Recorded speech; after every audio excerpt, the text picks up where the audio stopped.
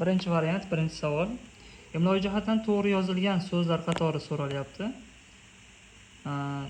Murojaat namuna Jumhuriyat, asqatmoq kamtarona hayhaylamoq, tez yurar bodom gul navqiron, nozik tabiat, qushxona g'ayrioddiy. Bu yerda A javobda namuna so'zi xato yozilgan. S javobda navqiron so'zida A bo'lish kerak edi, nov bo'lib qolgan. D javobda g'ayr oddiy bo'lib qolgan, g'ayri i bo'lish kerak edi. Shuning uchun D javob ham xato. To'g'ri javob B bo'ladi, asqatmoq kamtarona hayhaylamoq.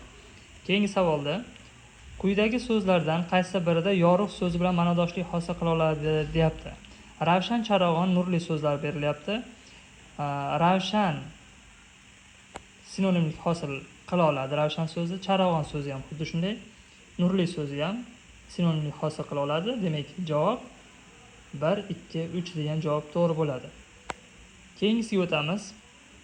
Qaysi har ikki qismi ham omonimlik xususiyatiga ega bo'lgan so'zlardan tashkil topgan qo'shma so'zlar javobini toping deyapti. Demak, qo'shma so'zlar topib olishimiz kerak.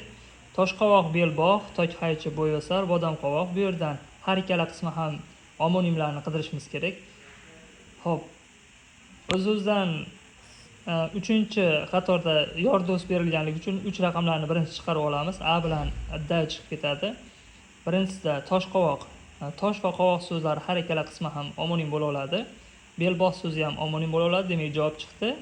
B javob hisoblanadi. Keyingisi 4. Qaysi javobda ravish yasovchi qo'shimcha ishtirok etmagan deyapti. Demak, ishtirok etganlarni topib olishimiz kerak. A javobda tirnoqcha so'zdagi cha qo'shimchasi ravish yasovchi.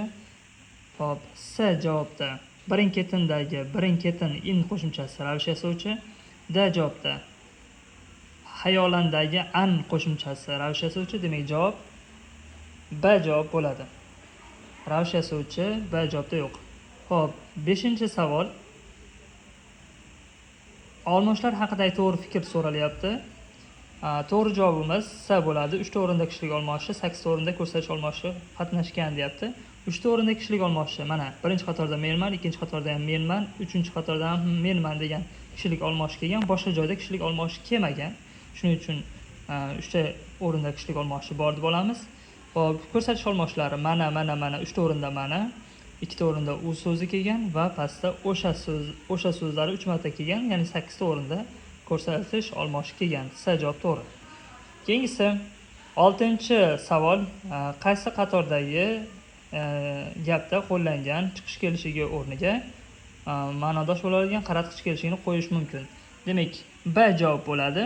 B javobda siz nomlarini aytayotgan insonlardan hech biri bizning insonlardan o'rniga insonlarning hech biri desak ham bo'ladi. Shuning uchun B javob to'g'ri.